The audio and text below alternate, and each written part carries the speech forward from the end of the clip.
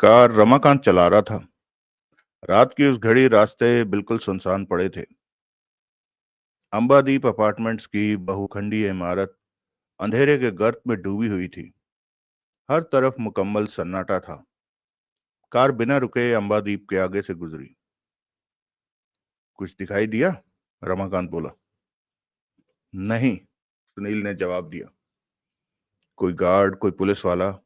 नहीं, पुलिस की कोई गाड़ी भी कहीं दिखाई नहीं दे रही।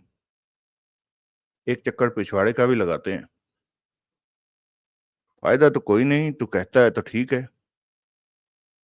पिछवाड़े की कदरन संकरी सड़क से घूमकर मुकम्मल गोल दायरा काटकर कार वापस भगत सिंह मार्ग पर लौटी। अब? रमाकांत ने पूछा। क्या अब? गाड़ी पार्क करो और चलो। बल्कि तुम कार में ही बैठो, मैं जाता हूं।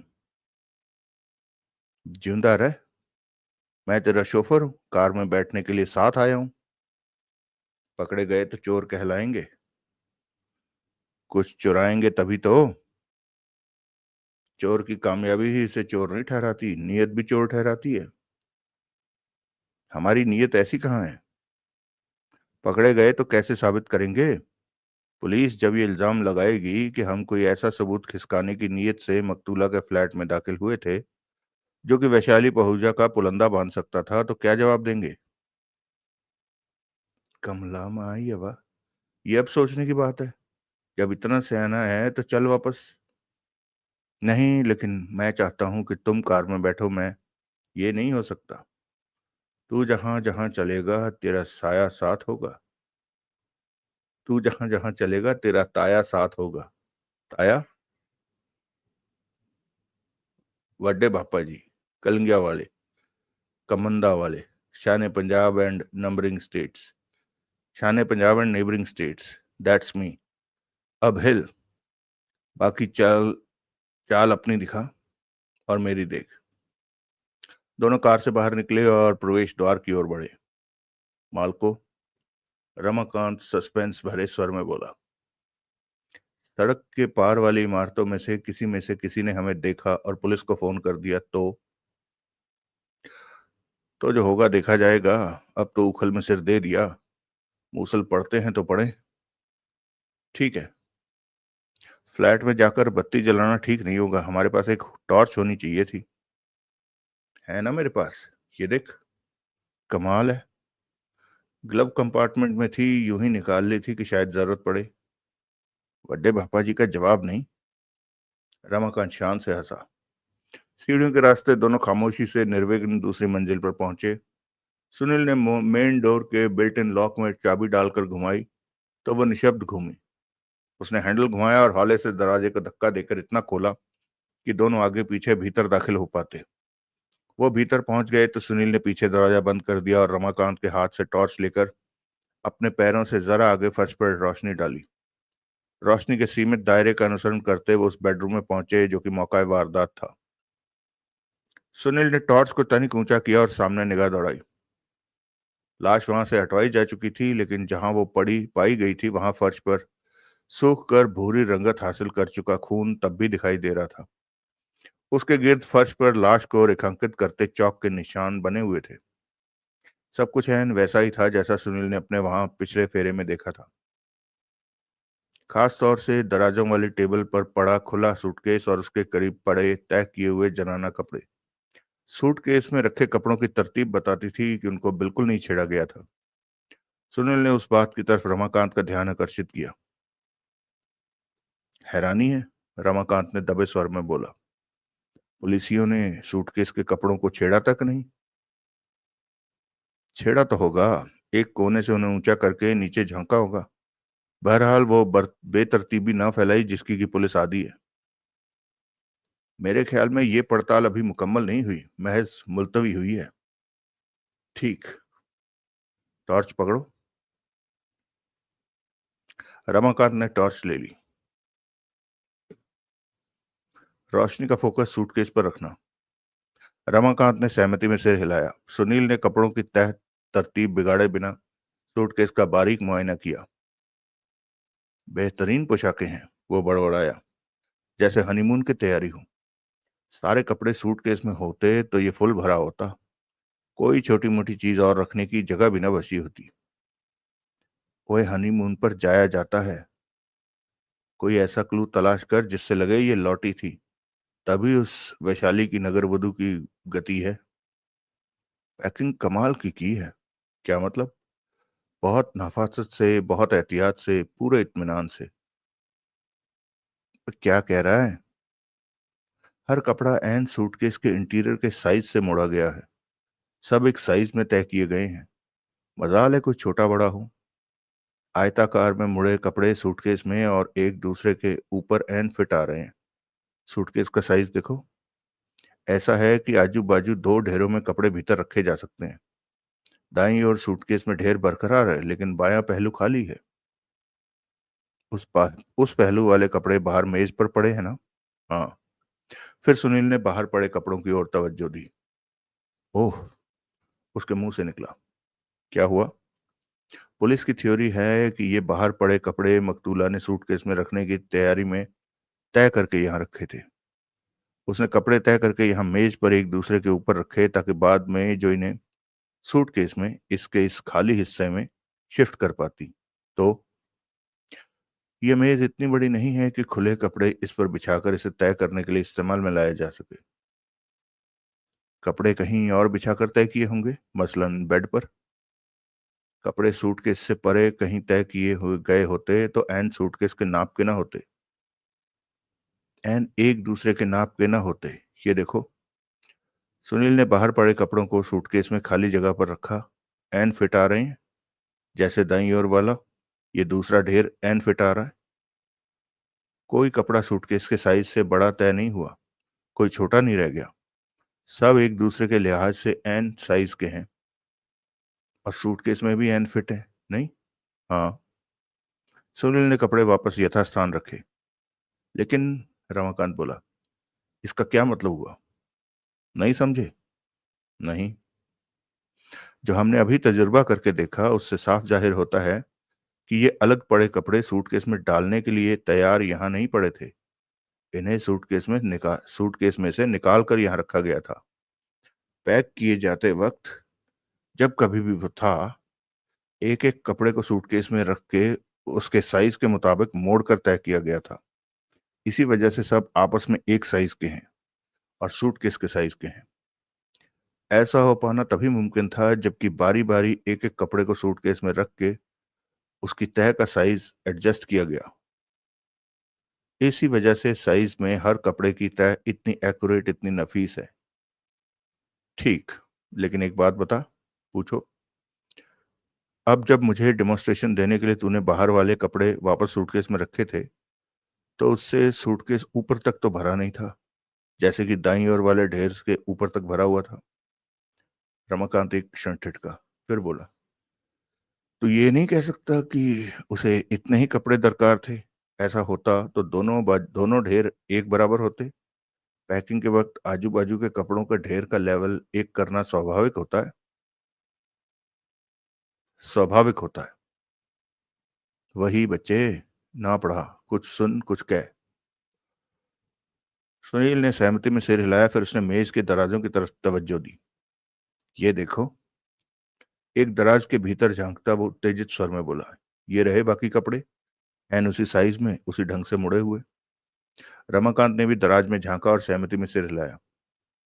अब ये तो बिल्कुल ही सतापत हो गया है मोतियां वाले। वो बोला कि वो इस सूटकेस को अनपैक कर रही थी। उसने इसका एक बाईं ओर वाला ढेर निकालकर बाहर मेज पर रखा था और कपड़ों को तरतीब से आगे दराज में ट्रांसफर कर रही थी। जबकि उसके इस काम में कोई विघ्न आ गया था और उसका काम को जहां था वहीं छोड़ देना पड़ा था। बहरहाल हम ये स्थापित करने में कामयाब हो गए हैं कि जो सूटकेस में कपड़े डाल नहीं रही थी, उसमें से कपड़े निकाल रही थी। वो सूटकेस पैक नहीं कर रही थी, अनपैक कर रही थी। यानी कि कहीं जा नहीं रही थी, कहीं से आ रही थी। एग्जैक्टली। इसलिए टेनिस खेलने की पेशकश कर सकती थी। हाँ। वैशाली सच बोल रही थी। हाँ। कुल जमा मतलब ये कि तेरा यहाँ आना सार्थक हुआ। सार्थक हुआ। मैं हिंदी की ट्यूशन रखूंगा तेरी। अब बोल, जो देखा, जो खोजा, जो स्थापित किया, उसको चानन में कैसे लाएगा? रात के 1:15 बजे चोरों की तरह यहाँ घुसा होना कबूल करने की तो तेरी मजाल नहीं हो सकती। सुनील ने इंकार में सिर हिलाया। मजाल कर भी लेगा तो उल्टे तेरे पर गंभीर इल्जाम आएगा। पूछ क्या? क्या?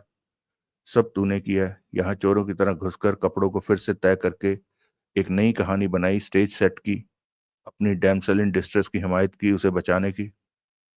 तुम जानते हो ऐसे मैंने ऐसा कुछ नहीं किया। मैं जानता हूं ना, लेकिन मेरी कौन सुनेगा? पुलिस क्या जानती नहीं है कि मैं तेरे लिए कुछ भी कर सकता हूँ, कुछ भी कह सकता हूँ? ठीक, मैं सोचूंगा इस बात को उजागर करने की कोई तरकीब। क्या तरकीब? प्रभुदयाल को इस बाबत को हिंट ड्रॉप करूंगा। क्या पता यहाँ का फिर से मुआयना करने के बाद वो भी वही नतीजा निकाले जो कि हमने अभी निकाला है। अगर ऐसा ना हुआ तो तभी बेडरूम की बंद खिड़की की शीशे तीखी रोशनी से चमके। रमाकांत लपक कर गाड़ी रमाकांत लपक कर खिड़की के करीब पहुंचा। पुलिस की गश्ती गाड़ी, वो खिड़की पर से हटता व्यग्रता से बोला। उसी की रोशनी थी, इधर ही आ रही है। इधर ही तो? सुनील बोला। जरूरी नहीं कि यहाँ। ओए खोटी अकल, ये देखने के लिए यहाँ रुकना चाहता है? इनकार में सुनील ने सिर हिलाते हुए खुले दरवाजे को धक्का दिया और टॉर्च बंद की। निकल ले। सुनील ने टॉर्च रमाकांत को थमाई और फुर्ती से हर उस जगह पर रुमाल फेरने लगा जिसे उसने छुआ था। जल्दी कर। दोनों वहां से बाहर निकले। सुनील ने मैन डोर को खींचकर पल्ले से मिलाया तो उसका ऑटोमेटिक लॉक खुद ही लग गया।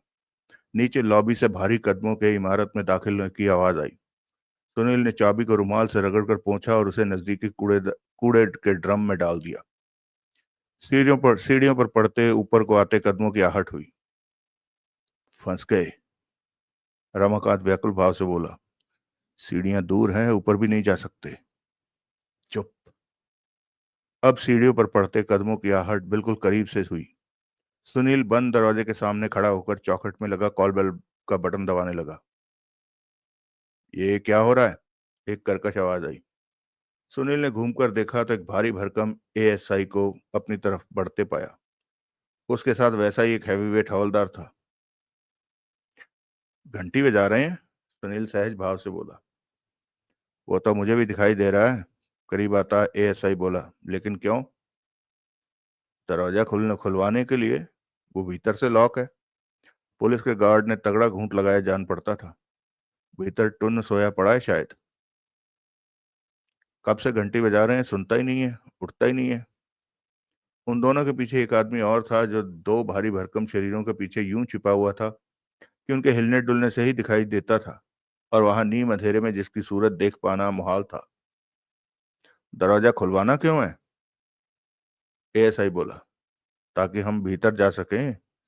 लेकिन तुम्हारे महकमे का आदमी, जो कि जरूर भीतर मुर्दों से शर्त लगा के सोया पड़ा है, दरवाजा खोलेगा तब ना। तुम पहले ही भीतर थे, खुद दरवाजा खोल के भीतर गए थे। अरे क्या बात करते हो जनाब? क्यों लंबी लंबी छोड़ रहे? हम तो, हमारे पास गवाह है। गवाह? चश्मदीद। एएसआई एक तरफ हटा। उसकी ओर से निकलकर प्रकाश खेमका ने एक कदम आगे रखा और जबरन मुस्कुराता बोला। हेलो। खेमका? सुनील के मुंह से निकला। माई खेमका? रमाकांत बोला। तुम यहाँ क्या कर रहे हो? खेमका ने जवाब न दिया। एएसआई साहब, सुनील बोला, तुम इसकी बातों पर जा रहे हो? क्या खराबी है इसकी बातों में? एएसआई बोला। यह आदमी कत्ल के केस में सस्पेक्ट है और सर्टिफाइड झूठा है। यह पहले ही पुलिस से बेहताशा झूठ बोल चुका है। तुम, खेमका गुस्से से बोला, मेरे साथ ऐसे पेश नहीं आ सकते। नहीं आ सकता? आ तो रहा हूं। किससे झूठ बोला इसने? एएसआई बोला। इंस्पेक्टर प्रभुदयाल से, जो कि केस का इन्वेस्टिगेटिंग ऑफिसर है। नॉनसेंस, खेमका भड़का। What nonsense? सुनील बोला। तुम्हारी बीवी ने तुम्हारे सामने मेरे को बोला कि वो आज सुबह मकतूला गौरी परमार से मिलने यहाँ आई थी, लेकिन फिर मुकर गई और तुमने मुकरने में उसकी मदद की। उसने ऐसा कुछ नहीं बोला था, सब तुम्हारे खुराफाती दिमाग की उपज है। मुझे खुराफाती बोला? ठहर जा साले।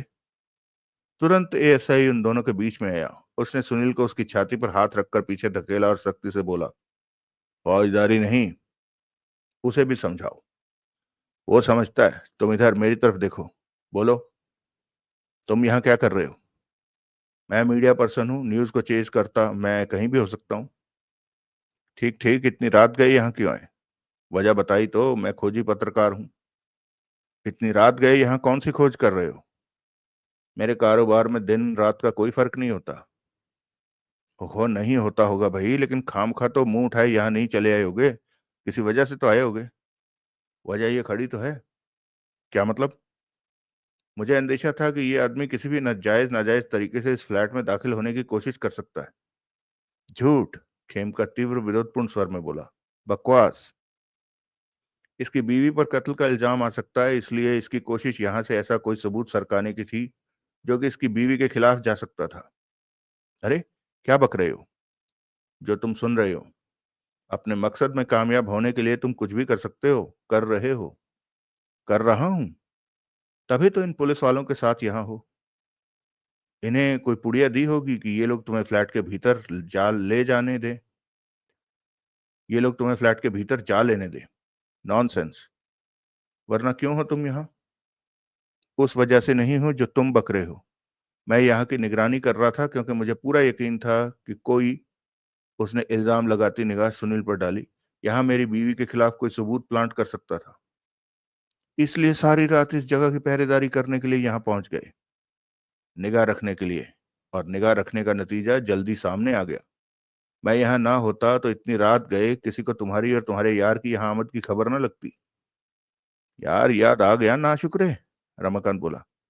मैं दिखाई दे गया नबीन ने।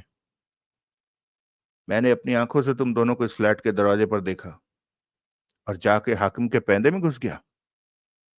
Sir, mind your language. आया वटा माइंड वाला, लैंग्वेज वाला। मैंने 100 डायल किया, जवाब में पीसीआर वैन यहां पहुंची। फौरन क्यों ना किया? सुनील बोला। फौरन ही किया, यहीं से, बाहर जाके, ताकि तुम्हें मेरी खबर न लग जाती, तुम लोग मेरी आवाज ना सुन लेते। जनाब एएसआई साहब, सुना आपने? क्या? इसने हमें यहाँ फ्लैट के दरवाजे पर देखा, भीतर जाते ना देखा। हमें यहाँ खड़े देखकर ही ये कूद कर इस नतीजे पर पहुंच गया कि हम दोनों सुपर पावर्स के मालिक थे, बंद दरवाजों से आर पार गुजर सकते थे, इसलिए हम मजबूती से इस बंद फ्लैट के दरवाजे के भीतर पहुंच गए थे। तुम्हारे पास दरवाजा खोलने का कोई जरिया था? खेमका बोला। तुम ताला खोल के भीतर गए थे। सुना है एएसआई साहब, अब बताइए, मैंने इसे सर्टिफाइड झूठा कहा था तो क्या गलत था? देखो, खेमका भड़का, तुमने मुझे झूठा कहा या अनाप शनाप कुछ भी कहा तो? क्या तो? जुबान खींच लूंगा। तू कोशिश कर, रमाकांत आवेशपूर्ण स्वर में बोला। कर कोशिश, मैं तेरे प्राण खींच लूंगा। देख लीजिए जनाब, खेमका ने एएसआई से फरियाद की, आपके सामने मुझे जान से मार देने की धमकी दी जा रही है। शुरुआत किसने की कोटी निमन? पहले फौजदारी की धमकी किसने दी भूतनी दिया? आप लोग चुप हो जाइए, एएसआई गुस्से से बोला, वरना सबको सबको गिरफ्तार करके थाने ले जाऊंगा। सब खामोश हो गए। तुम, एएसआई सुनील से संबोधित हुआ, इधर मेरी तरफ देखो। तुमने कहा तुम मीडिया पर्सन हो। कौन से मीडिया के पर्सन हो? क्या नाम है तुम्हारा? मेरा नाम सुनील चक्रवर्ती है, मैं ब्लास्ट का चीफ रिपोर्टर हूं। जरा उस बल्ब की तरफ मुंह करो। सुनील ने किया। हो तो सही। ये कौन है? ये मेरा दोस्त है, रमाकांत नाम है। ये भी मीडिया पर्सन है? ये सिर्फ पर्सन है, टॉप क्वालिटी का, रमाकांत बोला। खेमका जैसा निम्न कोटि का नहीं। एएसआई ने रमाकांत की तरफ ध्यान ना दिया, उसने सुनील की तरफ ही तवज्जो रखी।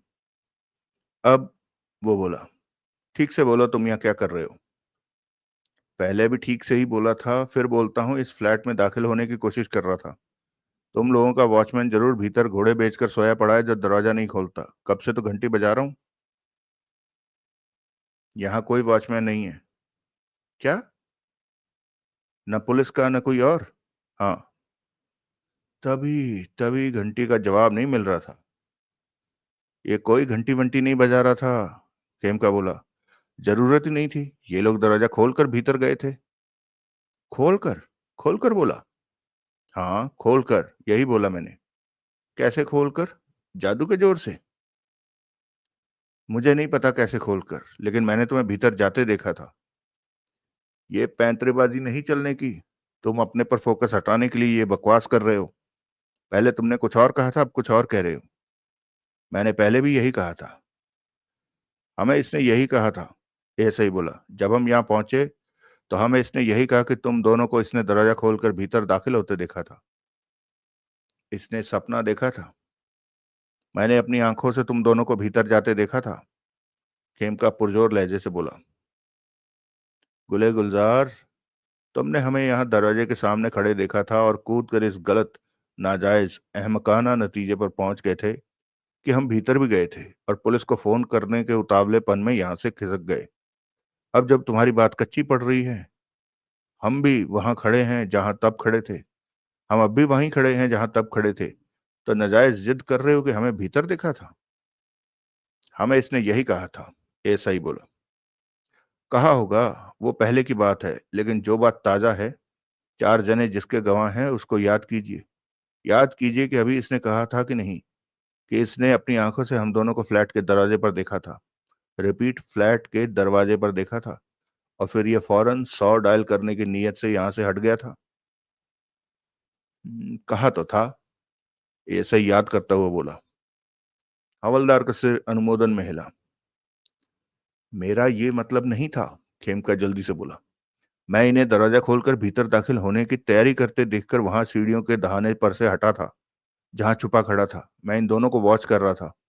ये दोनों यकीनन भीतर गए थे। मैंने अपनी आंखों से सुनील को दरवाजा खोलते देखा था। गुड। अब लगे हाथ ये भी बता दो कि दरवाजा मैंने कैसे खोला था। ये मुझे नहीं पता। ओए कमलिया, रमाकांत बोला। मंत्र पढ़ के फूंक मारी थी। या तो दरवाजा किसी से खुला रह गया था या तुम लोगों के पास चाबी थी। इस दरवाजे की? सुनील बोला। हाँ, मेरे पास। हाँ। कहाँ से आई? मुझे नहीं पता कहाँ से आई, लेकिन थी। थी तो अब कहाँ गई? काहे को गई? पास ही होगी। गुड। एएसआई साहब, आप अभी इस घड़ी इस जमूने के सामने हम दोनों की तलाशी लो। एएसआई के चेहरे पर अनिश्चय के भाव आए। Come on sir, do it. This is a voluntary offer. ASI ने सहमति में सिर हिलाया। उसने बारी बारी से दोनों की तलाशी ली। कुछ चाबियां दोनों के पास थी, लेकिन उनमें से एक भी ऐसी नहीं थी जो कि फ्लैट का ताला खोल पाती। सुनील ने बताया कि उसके पास बरामद चाबियां उसके फ्लैट और ऑफिस की थी। रमाकांत ने भी मिलता जुलता जवाब दिया। अब क्या कहते हो? खेमका को घूरता एएसआई बोला। ताला खोलने का? खेमका मरे स्वर में बोला। कोई आला, कोई औजार होगा? नहीं है। चाबी सुनील के पास होनी चाहिए। इसके पास थी। इसने कहीं छुपा ली है। कहाँ? सुनील बोला। मुझे नहीं पता कहाँ, लेकिन लगते जिगर, जो बात पता नहीं उसको हवा क्यों दे रहे हो? मैं कुछ नहीं जानता। यही तो प्रॉब्लम है, कोटी निमन। रमाकांत बोला। कुछ जानता होता तो कोई करने लायक बात ना करता, माई अभी। कोटी क्या? ये सही बोला। निमन? क्या? निम्न, सुनील बोला। कोटि, निम्न कोटि। ओह, देख लिया? खेमका बोला। देख लिया आपके सामने ये मुझे क्या कह रहा है। इतनी बार इन्होंने मुझे ऐसी जुबान में निम्न कोटि कहा जो मेरी समझ में ना आई। पुलिस वाले साहबान की समझ में आई? रमाकांत बोला। नहीं, लेकिन ओए, जो बात पल्ले ही नहीं पड़ी उसका क्या रोना रो रहा है? जब कहा था तो ये सोच के थोड़ी कहा था कि। बस बस, ऐसा ही का एक बोला। जब तुम्हारा बताया सांप ही रस्सी निकला तो अब बेमतलब की बातें क्या कर रहे हो? खेमका का मुंह से बोल ना फूटा। अब तक तुमने जो कुछ कहा सब गलत निकला। किस फिराक में हो तुम? मैं हाँ, ये भी बकरी। रमाकांत बोला। खेमका माई डार्लिंग, सुनील जल्दी से बोला। जरा मेरी सुनो। खेमका ने हिचकिचाते हुए सुनील की तरफ देखा। तुम इस फ्लैट की निगरानी कर रहे थे? सुनील ने पूछा। हाँ। कब तक करने का इरादा था? सारी रात। लेकिन मुझे यकीन था कि इतना टाइम नहीं लगने वाला था। नहीं लगा था। आधे घंटे बाद ही नतीजा सामने आ गया था। हम पहुंच गए थे। हाँ। जिनका तुम्हें इंतजार था। नतीजा सामने आ गया था बस। जिस नतीजे के सामने आने की तुम्हें उम्मीद थी उसकी बाबत पुलिस को कॉन्फिडेंस में क्यों न लिया? फिर इस काम के एक्सपर्ट अंजाम देते। उसने जवाब ना दिया। आखिर भी तो तुम पुलिस को ही इत्तला करने गए। मैं महज एक शक की बिना पर काम कर रहा था। हो सकता था पुलिस को मेरे से इत्तेफाक ना होता। ठीक। आज रात अपने दौलत खाने पर तुम्हारी इंस्पेक्टर प्रभुदयाल से मुलाकात हुई थी? हाँ। जबकि मैं भी वहां मौजूद था। हाँ। तब मैंने इंस्पेक्टर साहब को बताया था कि तुम्हारी मौजूदगी में तुम्हारी बीवी ने कबूला था कि आज सुबह वो यहाँ आई थी और यहाँ उसकी मकतूला गौरी परमार से ऐसी तकरार हुई थी कि नौबत फौजदारी तक पहुंच गई थी। गलत। मेरे सामने ऐसी कोई बात नहीं हुई थी। मेरी बीवी ने ऐसा कुछ नहीं कहा था। पक्की बात? हाँ। फिर भी बेडरूम में जाकर सो जाने की जगह आधी रात के बाद तुम यहाँ पहुंचे और पहुंचकर इस फ्लैट की निगहबानी करने लगे। हाँ। लेकिन बकौल खुद तुम तो किसी गौरी परमार को जानते नहीं। फिर आधी रात को ये कैसे जाना कि ये कोई अनजान अजनबी गौरी परमार कहाँ रहती है? वो गड़बड़ाया। मेरे को फिर ढिठाई से बोला, पता मालूम था। एक अजनबी का पता मालूम था? हाँ। कैसे मालूम था? तुम कौन होते हो सवाल करने वाले? मैं तुमसे कोई बात नहीं करना चाहता। जनाब। सुनील एएसआई की तरफ घूमा। मेरी राय माने तो ये आदमी छुट्टा घूमने देने के काबिल नहीं है। एएसआई का सिर स्वयं ही सहमति में हिलने लगा। फिर जल्दी से उसने अपने आप पर काबू किया। ये क्या हो रहा है? खेमका एक आतंकित भाव से बोला। ये कैसी साजिश है मेरे खिलाफ जिसमें आप लोग शामिल होते जा रहे जान पड़ते हैं? मैंने गुड फेथ में आप लोगों को फोन किया, इतनी हॉट टिप आप तक पहुंचाई कि ये दोनों इस फ्लैट का ताला जबरन खोलकर भीतर दाखिल हो जा रहे हैं और मेरा धन्यवादी होने की जगह आप मेरे खिलाफ जा रहे हैं। इन लोगों की चिकनी चुपड़ी बातों में आ रहे हैं। हम किसी की बातों में नहीं आ रहे। एएसआई बड़े सब्र के साथ बोला। लेकिन जो बातें हमारे यहाँ सामने हुई हैं उनसे हमारे मन में कुछ शंकाएं उपजी हैं जिनका समाधान जरूरी है। रात को लोग सोते हैं। आधी रात को सो चुके होते हैं। क्यों तुम अपना शुमार ऐसे लोगों में कराने की जगह घर से दूर यहाँ भगत सिंह रोड पर भटक रहे थे? खेम का हड़बड़ाया। उसके मुंह खोल पाने से पहले एएसआई आगे बढ़ा।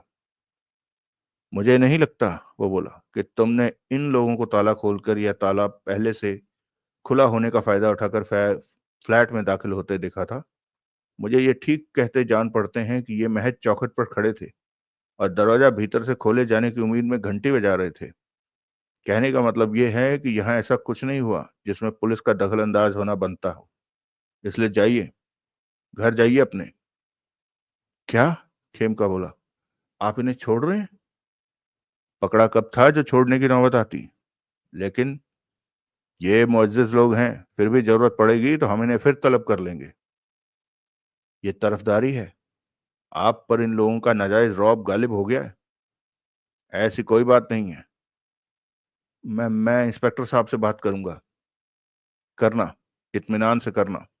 क्योंकि यहाँ तो कुछ रखा नहीं है जिसकी वजह से कि तुम्हारा अभी रात के 1:30 बजे बात करना जरूरी हो। जमा, हम खुद इंस्पेक्टर साहब को रिपोर्ट करेंगे। आगे जो हुक्म होगा करेंगे। खेमका के मुंह से बोल ना फूटा।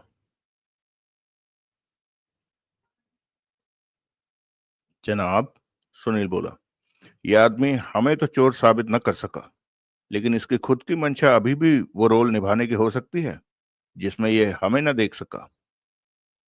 क्या मतलब है तुम्हारा? खेमका तीखे स्वर में बोला। मतलब साफ है। हम यहाँ गार्ड की उम्मीद कर रहे थे जो कि यहाँ नहीं है, लेकिन मौजूदा हालात में हम समझते हैं कि गार्ड यहाँ होना चाहिए। क्या समझते हो?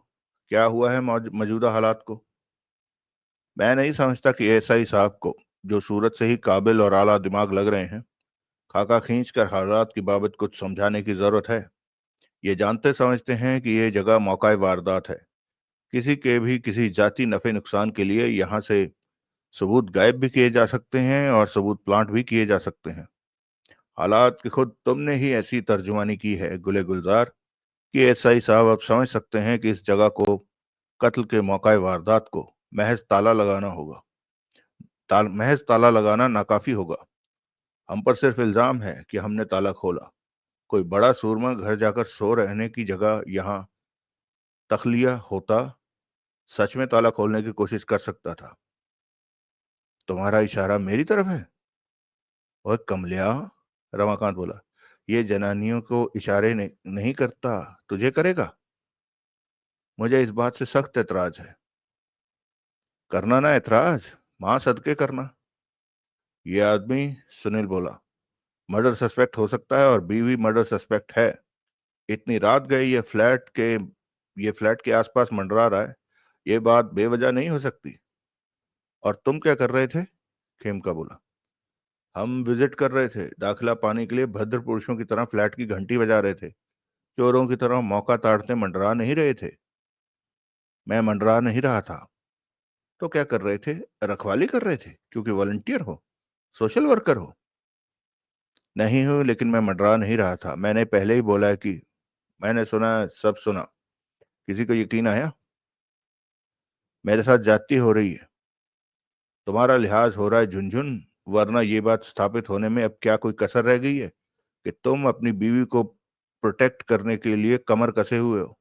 इस फ्लैट के भीतर ऐसा कोई सबूत है जो कि तुम्हारी बीवी को मुजरिम साबित कर सकता है और जिसे तुम गायब कर देने की फिराक में हो? लेकिन हमारी यहाँ अप्रत्याशित हाजिरी की वजह से तुम्हारी पेश न चली। चोर ने हमें चोर ठहराकर अपनी बेवक्त की यहाँ मौजूदगी जस्टिफाई करने की कोशिश की। अब इस शख्स के नापाक इरादों को नाकाम करने के लिए निहायत जरूरी है कि इस जगह को गार्ड करने का कोई फौरी इंतजाम पुलिस करे। मैं करता हूं इंतजाम, एएसआई गंभीरता से बोला।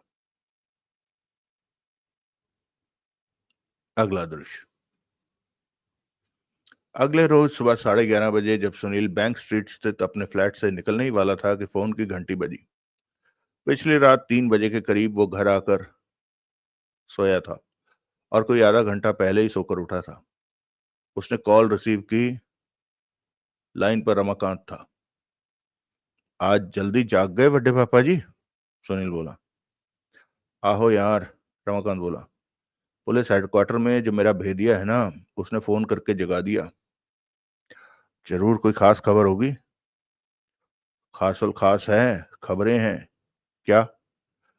फोन पर ही सुनेगा। वहां आता हूं। इतना बता दो, खबरें किस बाबत हैं? वैशाली पहुजा की बेल कैंसिल हो गई है। हो भी गई? और उसकी गिरफ्तारी का वारंट जारी हो गया? That's too bad. और मर्डर वेपन जो प्रभुदयाल कल रात तुझे बताता नहीं था कहां से बरामद हुआ था, उसकी कार में से बरामद हुआ है, जो कि लिंक रोड के मल्टी लेवल पार्किंग में खड़ी पाई गई थी। ओह, तुझे तो पता नहीं होगा कि कार लिंक रोड की पार्किंग में क्यों खड़ी थी। आता हूं। वो यूथ क्लब पहुंचा। रमाकांत हर तरह से तैयार सूट बूट डाले उसे अपने ऑफिस में मिला। आ काका बल्ली, रमाकांत बोला, तेरे यहाँ पहुंचते पहुंचते एक खबर और आ गई। क्या? सुनील सशंक भाव से बोला। बैठ के सुन, करारी खबर है। सुनील उसके सामने एक विजिटर चेयर पर बैठा और बोला, क्या? लड़की गिरफ्तार हो गई है। वैशाली पहुंचा? और कौन? हो भी गई। प्रभुदयाल की अध्यक्षता में पुलिस काम करने पर आती है तो रिकॉर्डा ब्रेक कर देती है। पुलिस को कैसे पता लगा कि वो कहाँ थी? डिटेल्स नहीं मालूम, लेकिन गिरफ्तारी की खबर पक्की है। ओह, आला एक कत्ल भी बरामद हो गया है। अब क्या कसर रह गई है लड़की का पुलंदा बंधने में तेरी जुबान में? आला कत्ल यानी कि चाकू? खून से रंगा चाकू।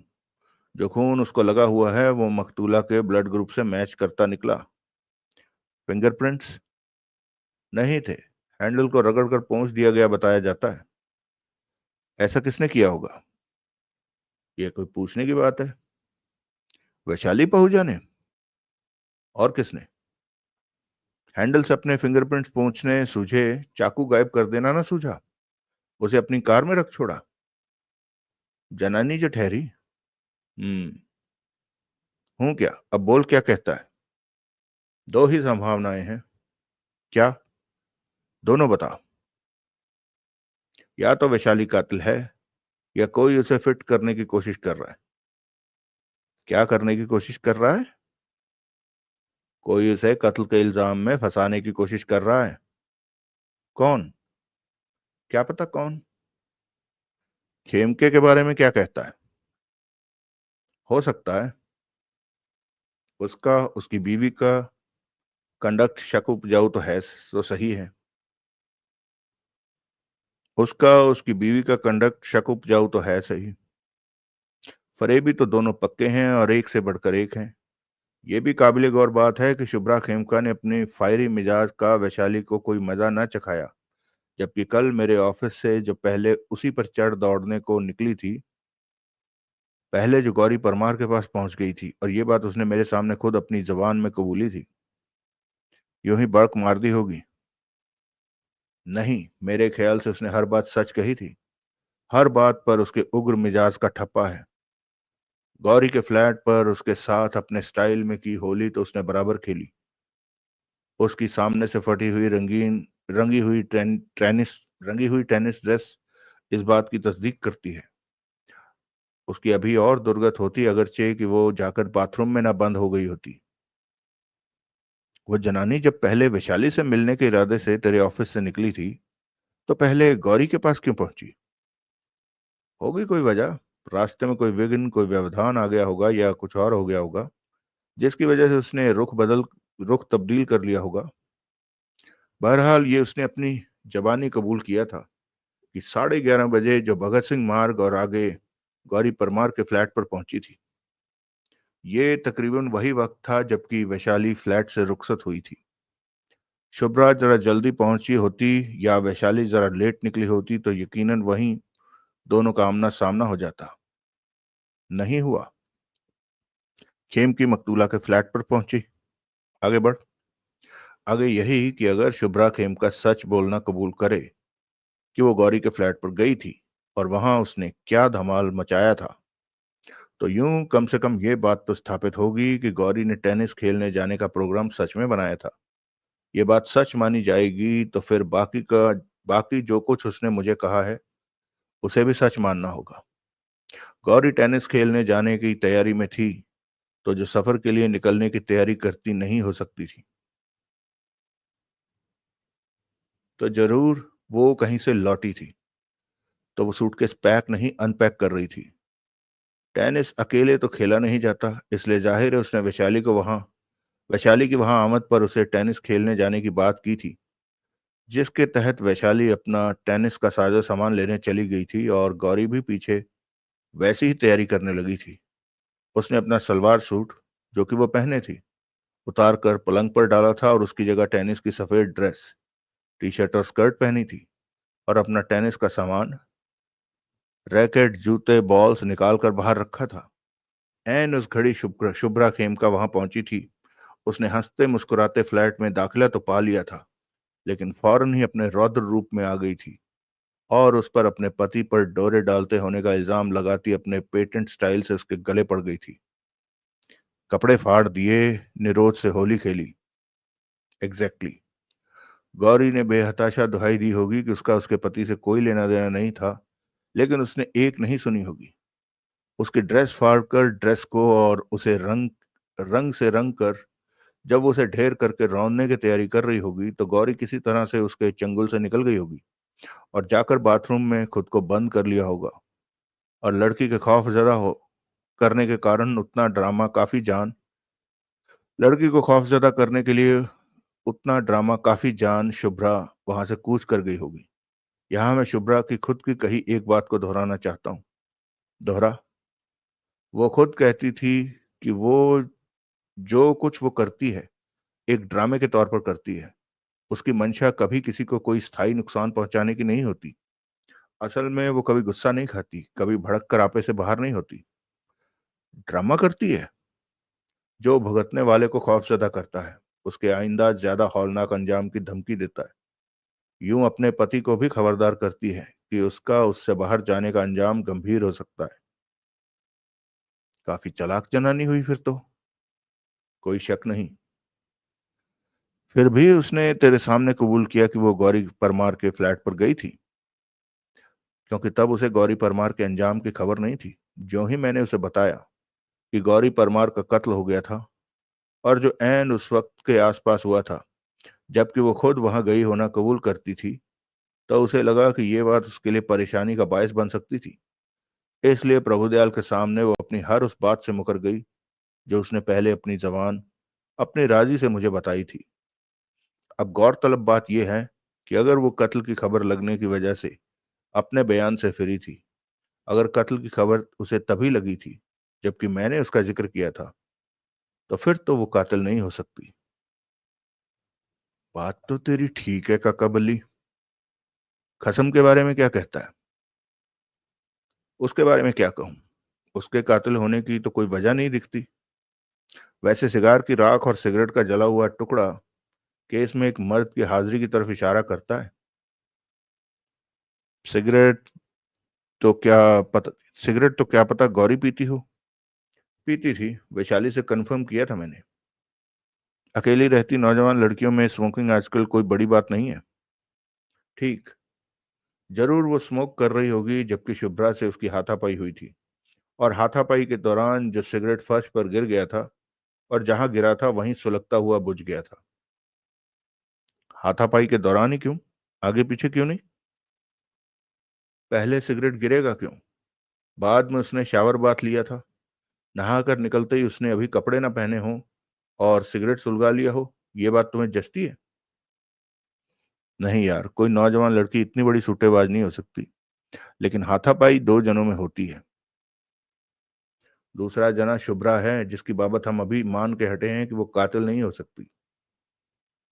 वो सिगरेट कातिल का, जो कोई भी वो था, होगा। कातिल को हम सिगरेट स्मोकर माने तो मौका वारदात पर सिगार की राख की मौजूदगी की एक्सप्लेनेशन मुश्किल हो जाती है। सिगार की राख वहां किसी मर्द की हाजिरी की तरफ मजबूत इशारा करती है। मुझे सिगार की राख की ये एक्सप्लेनेशन कबूल नहीं कि वो वहां पहले की पड़ी होगी। बसे हुए फ्लैट में फर्श पर राख इतनी देर नहीं पड़ी रहती। वो बुहार दी जाती है, उड़ के किसी कोने खुदरे में पहुंच जाती है, पाँव के नीचे आ जाती है। बेडरूम में सिगार की राख घंटों पड़ी रहे, ये बात मेरे यकीन में नहीं आती। हालिया थी। हाँ, अभी तुमने बतौर मर्डर सस्पेक्ट खेमका का नाम लिया था, और तूने हाथ के हाथ खारिज कर दिया था। फिर भी पता लगाने में क्या हर्ज है कि क्या वो सिगार पीता है? सिगरेट तो पीता है। सिगार का पता करो, और ये पता करो कि कल दोपहर के आसपास वो कहाँ था, क्या कर रहा था। हुक्म सिर मत्थे मालको। हुक्म नहीं, दरख्वास्त है बड्डे भापा जी के दरबार में। वो भी सिर मत्थे मोतियां वालों। तभी सुनील के मोबाइल की घंटी बजी। उसने स्क्रीन पर निगाह डाली तो वहां एक अनजाना लैंडलाइन नंबर दर्ज पाया। तनिक हिचकिचाते हुए उसने कॉल रिसीव की। लाइन पर सब इंस्पेक्टर बंसल था। कहाँ पर हो? उसने पूछा। क्यों पूछ रहे हो? सुनील शुष्क स्वर में बोला। पहले ब्लास्ट में फोन किया था, वहां नहीं थे इसलिए मोबाइल बजाया। नंबर कहाँ से जाना? इंस्पेक्टर साहब ने बताया। कौन से इंस्पेक्टर साहब ने? तुम्हें मालूम है, जिनका मैं मातहत हूं, जिनकी तुम दुखती रग हो। मतलब की बात करो। तुम्हारे लिए इंस्पेक्टर साहब का मैसेज है। क्या? अक्षरशः दोहरा रहा हूं। अपनी खैरियत चाहते हो तो फौरन हेडक्वार्टर पहुंचो। यह मैसेज है कि धमकी है, अल्टीमेटम है? जो है तुम्हारे सामने है। मैं तो महज हुक्म बजा लाने वाला बंदा हूं। मैंने हुक्म बजा दिया, तुम मत पहुंचो। यानी कि ना चाहूं अपनी खैरियत? शेर हो, दिलेर हो, ऐसा भी चाह सकते हो। ये कौन सी जबान बोल रहे हो? कल इन्वेस्टिगेशन रूम में तो तुम शेर की तरह गरज बरस रहे थे। वो हंसा। औरतों पर ही जोर चलता है तुम्हारा। मर्दों पर भी चलता है। आएगी कभी लोहार की एक की नौबत, तो देखना। लाइन कट गई। सुनील ने मोबाइल जेब के हवाले किया। रमाकांत ने सवालिया निगाहों से उसकी तरफ देखा। सुनील ने प्रभुदयाल के एक्सप्रेस मैसेज की बाबत उसे बताया। वो उतनी दाना हो था। रमाकांत प्रभुदयाल पर बरसा। किसी पैरोल पर छूटे कैदी को तलब कर रहा है। उसका स्टाइल है। आया बड्डा स्टाइल वाला। रमाकांत एक क्षण ठिठका, फिर उत्सुक भाव से बोला, बात क्या होगी तेरे ख्याल में? सुनील ने बात बताई। ओए तेरा कख न रहे। रमाकांत असहाय भाव से गर्दन हिलाता बोला, तू बाज नहीं आने वाला। क्यों लेता इतने पंगे? एएसएम हूं। Assistant station master. तू कब से रेलवे में भर्ती हो गया? आदत से मजबूर। माँ ये हवा जुलाई थी मस्करियां। खैर, अब क्या करेगा? जाता हूँ, हाजिरी भरता हूँ।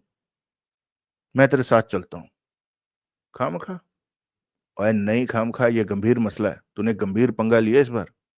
इस बार? हमेशा ही लेता है। तो फिर इस बार लगता है तुझे वहीं बिठा लेगा प्रभुदयाल का घोड़ा। ऐसा हुआ तो तुम क्या करोगे? कुछ तो करूंगा। क्या? अब बोला ना, कुछ तो करूंगा। चल। उसे मेरे साथ तुम्हारी मौजूदगी पर एतराज होगा। साथ मौजूदगी पर ही तो, आसपास पर तो नहीं। मैं आसपास भी होऊंगा तो मुझे खबर तो लगेगी तेरे पर क्या बीती। नहीं मानोगे? नहीं। तू पतंग में डोर। मतलब? समझ? डोर पतंग के साथ भी होती है, दूर भी होती है। नहीं? हाँ। चलो। अगला दृश्य। वो मुगल बाग और आगे पुलिस हेडक्वार्टर पहुंचे। तुम यहीं रुको। लॉबी में पहुंचकर सुनील बोला, प्रभुदयाल की नॉर्मल हाजिरी के लिए आधा घंटा रीजनेबल टाइम है। उतने में मैं यहाँ ना दिखाई दूं तो मेरा मोबाइल बजाना। जवाब में ना मिले तो जो मर्जी करना। ठीक है, रमाकांत बोला। सुनील आगे सीढ़ियों की तरफ बढ़ा तो एकाएक रमाकांत ने उसकी बांह थाम ली। अब क्या है? सुनील तनिक झुलझुलाया। मुझे कुछ नहीं है, रमाकांत दबे स्वर में बोला। उधर देख। सुनील ने लॉबी में निर्देशित दिशा में निगाह दौड़ाई। विशाल लॉबी के परले सिरे पर नेस्कैफे का कॉफी बूथ था। उसके आगे काफी सारी कुर्सियां थी, जिन पर से चार पर प्रकाश खेमका, वेद प्रकाश सिकंद, जगत प्रकाश सिकंद और मनीषा तलवार विराजमान थे। और उस घड़ी जगत प्रकाश खेमका की तरफ एक सिगार बॉक्स बढ़ा रहा था। खेमका ने कृतज्ञता ज्ञापन करते एक सिगार ले लिया, दांतों से उसका कोना काटा और फिर माचिस जलाकर बड़ी दक्षता से उसे सुलगाने लगा।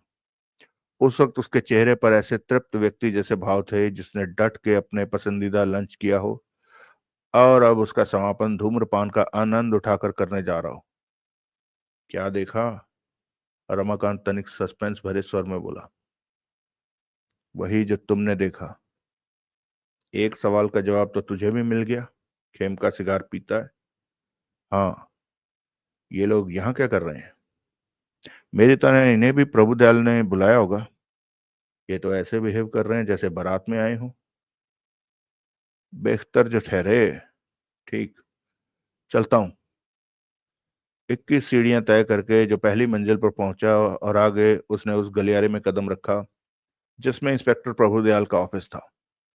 ऑफिस के बाहर मौजूद हवलदार ने उसे न टोका, जिसका मतलब था उसकी आमद की उसे खबर थी। वो भीतर दाखिल हुआ। प्रभुदयाल ने एक संजीदा सरसरी निगाह उस पर डाली। सुनील ने उसका अभिवादन किया। घर से आया हूं। फिर बोला। रास्ते में ट्रैफिक पुलिस ने स्पीडिंग का चालान के लिए रोका था। मैंने आपका नाम लिया था, आपकी एक्सप्रेस अपॉइंटमेंट का जिक्र किया तो जाने दिया। बैठो। Thank you. कोई चाय कॉफी पियोगे? जी नहीं, शुक्रिया। कोई और खिदमत जो राजनगर पुलिस तुम्हारी कर सकती हो? जी नहीं, शुक्रिया। हो तो निसंकोच बोलो, क्योंकि आइंदा तुम्हारा मुकाम ऐसी जगह हो सकता है जहां ऐसी खिदमतें तुम्हारे लिए नियामतें बन जाने वाली हैं। मैं समझा नहीं। रात को भगत सिंह रोड पहुंच गए? वजह थी। वो तो होगी ही। बिना वजह कहाँ तुम कोई काम करते हो? बोलो वजह। खेम का पति पत्नी कल रात अपने घर पर आपकी मौजूदगी में जिस ढंग से पेश आए थे, उससे मुझे लगा था कि खेम का कोई गुल खिला सकता है। कैसा गुल? उसकी बीवी कातिल हो सकती है। खामखा। बीवी ने अपनी जुबानी ऐन कत्ल के वक्त मकतूला के फ्लैट पर अपनी हाजिरी कबूल की थी। मकतूला से बाकायदा फौजदारी कबूल की थी, लेकिन बाद में आपके सामने मुकर गई और खाविंद ने मुकरने में बाकायदा उसका साथ दिया था। खेमका के उस वक्त के व्यवहार से मुझे लगा था कि उस साथ को वो अभी और एक्सटेंड कर सकता था। कैसे? मकतूला के फ्लैट से कोई ऐसा सबूत गायब करके जो शुरुआती पड़ताल में पुलिस की निगाहों में नहीं आया था, लेकिन जो अहम और खतरनाक था, इंक्रिमेटिंग था, इतना कि बीवी का पुलंदा बन सकता था। नॉनसेंस। इंस्पेक्टर साहब, ये नजरअंदाज करने लायक बात नहीं है कि पहुंचा तो वो वहां हुआ था। पहुंचा तो वो वहां हुआ था, इस वजह से नहीं। आपको क्या पता? है ना पता, उसकी बात पर एतबार है। लिहाजा मैं ही ऐसा हूं जिसकी कोई बात आपको काबिल एतबार नहीं लगती। तो वो कोई सबूत फ्लैट से गायब कर सकता था? हाँ। तुम कैसे रोकते? मैं फ्लैट के गार्ड को खबरदार करता, उसे खेमका के नापाक इरादे से आगाह करता। वहां कोई गार्ड तैनात ही नहीं था। बाद में मालूम हुआ ना। मैं तो जाकर इसी उम्मीद में फ्लैट की घंटी बजाने लगा था कि भीतर गार्ड होगा जो कि मुझे दरवाजा खोलेगा। साथ में यार को क्यों ले गए थे? रात का वक्त था जनाब, 1:30 बजा हुआ था। रात को अकेले में तुम्हें डर लगता है, इसलिए यार के साथ की जरूरत महसूस की। वो बात नहीं है। तो और क्या बात है? एक से दो भले। यहां तो अकेले आए हो। एक तो ये रात का वक्त नहीं है, दूसरे। क्या दूसरे? आपका क्या पता। प्रभुदयाल सकपकाया। उसने घूर कर सुनील की तरफ देखा। सुनील बड़े निर्दोष भाव से मुस्कुराया। आप साथ हैं ना? फिर बोला। तुम्हारे पास हर बात का जवाब है। सुनील खामोश रहा। रिपोर्टर साहब, जो वजह तुम रात को भगत सिंह मार्ग पर अपनी मौजूदगी की बताते हो, वही वजह खेम का वहां अपनी मौजूदगी की बताता है। जो अंदेशा तुम कहते हो कि तुम्हें खेमका से था, वही अंदेशा खेमका को तुम्हारे से था। फर्क सिर्फ यह है कि मुझे उसकी बात पर एतबार है और तुम्हारी बात पर नहीं। मेरी बदकिस्मती? वो तुम्हें पूरी तरह से नहीं जानता। नहीं जानता कि जिस स्कूल में अभी वो पढ़ता है, उसके तुम हेडमास्टर रह चुके हो। माई बाप, इसे मैं अपनी तारीफ समझूं या कुछ और? कुछ और। आपको मालूम है? तो रात तुम मकतूला के फ्लैट पर खड़े घंटी बजाते रहे, भीतर न दाखिल हो पाए? जी हाँ। क्योंकि भीतर से दरवाजा खोला जाने की तुम्हारी उम्मीद पूरी नहीं हुई? जी हाँ।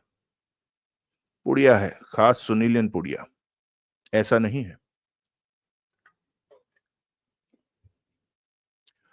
तुम ऐसी जगह का रुख नहीं करने वाले जहां दाखिले की तुम्हें रवानगी से पहले गारंटी ना हो, जहां दाखिले का तुम्हारे पास अपना खुद का इंतजाम ना हो। मैं क्या तुम्हें जानता नहीं? मालिक हो जनाब, कुछ भी कह सकते हो। केस में फ्लैट की एक एक्स्ट्रा चाबी की हाजिरी है, जो कि वैशाली पहुजा कहती है कि मकतूला ने उसे दी थी, लेकिन पूछे जाने पर कोई माकूल तसल्लीबख्श जवाब नहीं दे पाई कि वो चाबी कहाँ गई थी। कहती थी कि गुलदस्ते वाले मेज पर रख दी थी, लेकिन हमें वहां कोई चाबी नहीं मिली थी। अब मुझे मालूम है वो चाबी कहाँ गई थी। सुनील खामोश रहा। वो तनिक बेचैन हो उठा। कितनी आसानी से प्रभुदयाल ने चाबी की स्टोरी को लिंकअप कर लिया था। ऐसे ही तो वो उसकी कर्मठता और सूझबूझ की श्रेष्ठता का प्रशंसक नहीं था। सर, प्रत्यक्षता बोला, मुझे उम्मीद है कि वॉर फुटिंग पर आपकी हाजिरी भरने को मुझे इन बातों के लिए नहीं तलब किया गया। अच्छा हुआ तुमने मुझे याद दिला दिया, वरना ये भूली बिसरी बात कहाँ मुझे याद आने वाली थी। घिस रहे हैं माई बाप? याद दिलाने लायक और भी बातें हैं, सुनना पसंद करोगे? जी हाँ, फरमाइए। या पहले ही मालूम हो गई? कौन सी बातें? यानी कि नहीं मालूम हुई? अभी नहीं मालूम हुई? कौन सी बातें? आज सुबह कोर्ट खुलते ही तुम्हारी सखी की जमानत कैंसिल हो गई थी। ओह। और वो गिरफ्तार है? गिरफ्तार है? हैरानी हुई। क्योंकि समझते थे कि पुलिस को ब्लैक पर्ल मोटल की खबर नहीं होने वाली, जहां कि तुमने उसे छुपाया था। मैंने मैंने छुपाया था। पुलिस को खबर नहीं होने वाली थी कि उसकी सफेद वैगनआर कार नंबर RJ2D1167 तुमने कहाँ छुपाई थी। लेकिन जनाब, तुम्हें झूठ बोलने की पूरी इजाजत है, लेकिन झूठ पकड़ा जाने पर तुम्हारी जो फजीहत होगी उसके लिए तैयार रहना। झूठ? फजीहत? मैं सैंपल पेश करता हूं। प्रभुदयाल ने कॉल बेल बजाई। एक हवलदार ने कमरे में दाखिल होकर अटेंशन होकर सैल्यूट मारा। लिंक रोड की, प्रभुदयाल ने आदेश दिया। मल्टीपल लेवल पार्किंग से आए अटेंडेंट को बुलाओ। जरूरत नहीं, सुनील सहज भाव से बोला। अच्छा? प्रभुदयाल की भवें उठी। वो कार मैंने ही वहां पार्क की थी। आई रिपीट, पार्क की थी, छुपाई नहीं थी। प्रभुदयाल ने हवलदार को इशारा किया। हवलदार सैल्यूट मारकर रुखसत हो गया। मैं सुन रहा हूं, पीछे प्रभुदयाल बोला। वैशाली पहुजा को, जिसे आप मेरी सखी बता रहे हैं, कल यहां आपके मातहतों के हाथों बहुत बुरा व्यवहार झेलना पड़ा था, जिसकी वजह से उसे नर्वस ब्रेकडाउन हो गया था, और जिससे उबारने के लिए मेरे ख्याल से उसे कंप्लीट रेस्ट की जरूरत थी, जो कि उसे ब्लैक पर्ल मोटल में हासिल हो सकता था, जो कि शहर से बाहर, शहर के शोरगुल से दूर नेशनल हाईवे पर है। जहां जाके छुप जाने की तुमने उसे राय दी?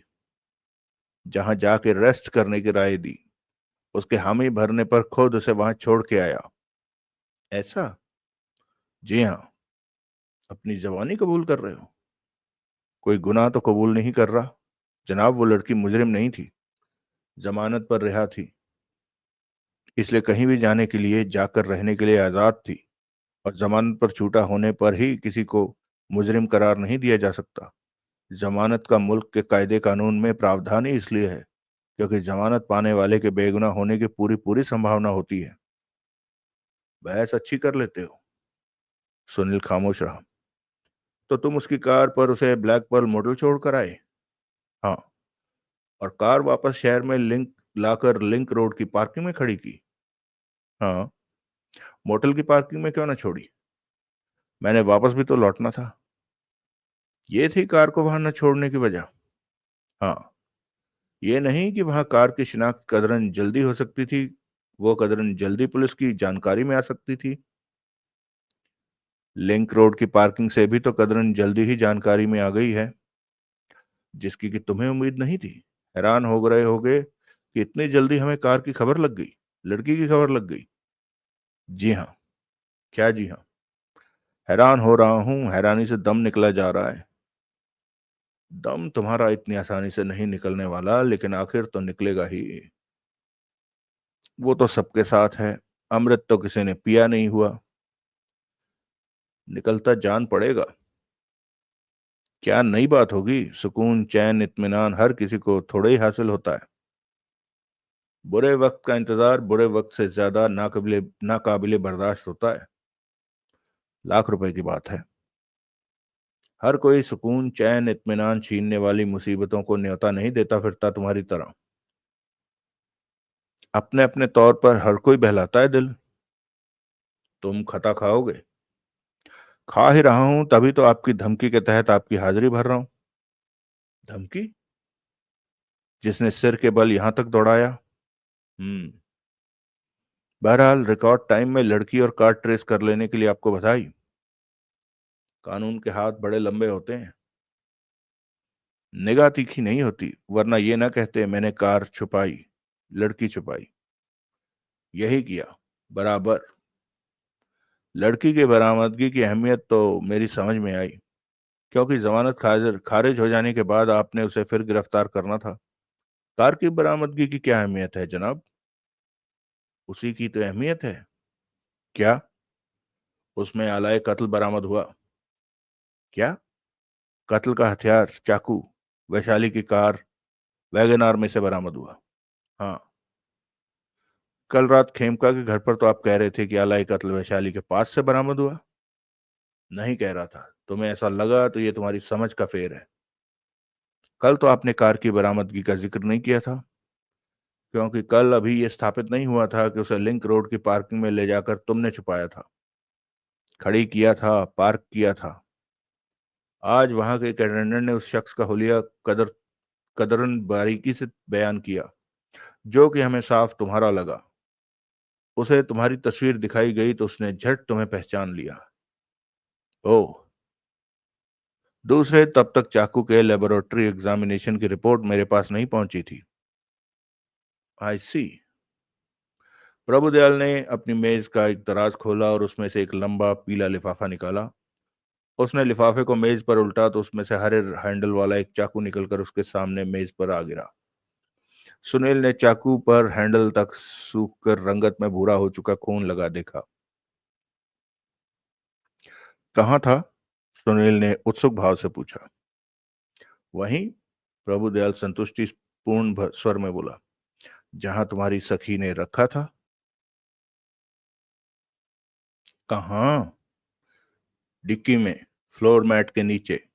हैंडल पर लगे खून का पुलिस लैब में मुआयना किया गया है। खून ओ ग्रुप का पाया गया है जो कि मकतूला का ब्लड ग्रुप है। ओ सबसे कॉमन ब्लड ग्रुप है। आधे से ज्यादा लोगों का ब्लड ग्रुप ओ होता है। रिपोर्टर साहब, कत्ल कोई 150 नहीं हुए हैं।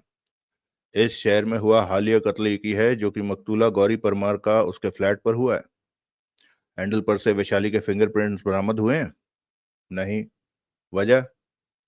हैंडल को रगड़कर पहुंच दिया गया था। हैंडल पर जो भी फिंगरप्रिंट्स थे वो पहुंच दिए गए होंगे। ऐसा किसने किया होगा? यह भी कोई पूछने की बात है तो नहीं, लेकिन आपकी निगाह में मैं गुस्ताख आदमी हूं, इसलिए गुस्ताखी करके पूछ रहा हूं। वैशाली ने किया या उसकी खातिर तुमने किया? मैंने तो खैर नहीं किया। मैंने किया होता तो फिंगरप्रिंट्स का वजूद मिटाने की जगह मैंने चाकू का वजूद मिटाया होता। तो सखी ने किया। उसने सावधानी से हैंडल पर से फिंगरप्रिंट पोंछे और फिर चाकू को अपनी कार में छुपा दिया। इस सिलसिले में कोई और अतिरिक्त सावधानी बरतना जरूरी ना समझा? समझा ना। यही अतिरिक्त सावधानी बरती कि चाकू को डिक्की में छुपाया, फ्लोर मैट के नीचे छुपाया। इससे बेहतर कोई जगह ना सूझी उसे, जबकि समुद्र किनारे बसे शहर में रहती है, जबकि शहर के बीच में दरिया बह रहा है। औरत के मन में क्या हो सकता है, उसकी अक्ल कब कैसे काम करती है, कौन समझ सकता है?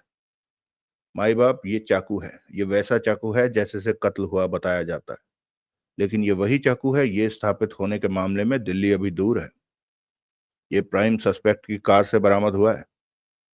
आप दूसरा सिरा पकड़ रहे हैं, पहला पकड़ के दिखाइए। क्या मतलब? बरामद सो कॉल्ड सस्पेक्ट की कार से हुआ है, लेकिन बरामदगी की जगह पर रखा भी उसी ने था। ये साबित करके दिखाइए तो आपको तोप की सलामी कटसी सुनील भाई मुल्तानी। क्या कहना चाहते हो? आपको मालूम है, प्लांट है।